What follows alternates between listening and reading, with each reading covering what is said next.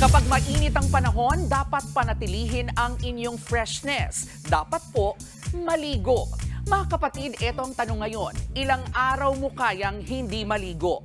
Isa, dalawa, tatlo, o baka naman isang linggo? Nako, wala po yan kung ikukumpara sa binansagang dirtiest man in the world. Siya po si Amu Haji. Halos 60 years lang naman siyang hindi naligo.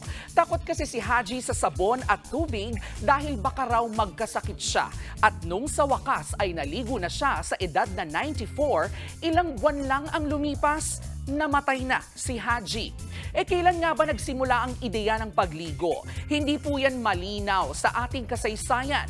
Pero base sa mga record, naliligo sa ilog ang mga tao noon, hindi para maging malinis, kundi bilang bahagi ng kanilang ritual. Hanggang sa nag-evolve po ito. At ngayon nga, naliligo na tayo gamit ang shower. Pwede rin sa bathtub o hindi naman kaya detabo. Anumang klase ang paraan ng iyong pagligo, importante ito bilang bahagi ng pag-aalaga sa ating mga sarili. Ang pagligo kasi, nakakatulong para maging mas masarap ang tulog, nakakaganda ng mood, nakakatanggal ng mga sakit sa muscle. At alam ba ninyong mini workout din po ang pagligo?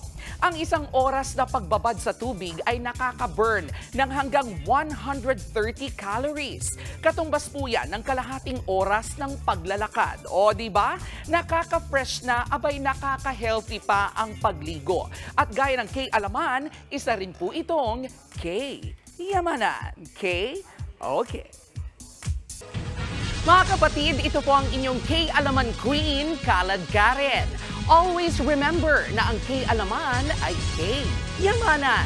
Kaya para sa latest showbiz news at dagdag impormasyon, mag-follow at mag-subscribe sa social media pages ng News 5. K? Okay.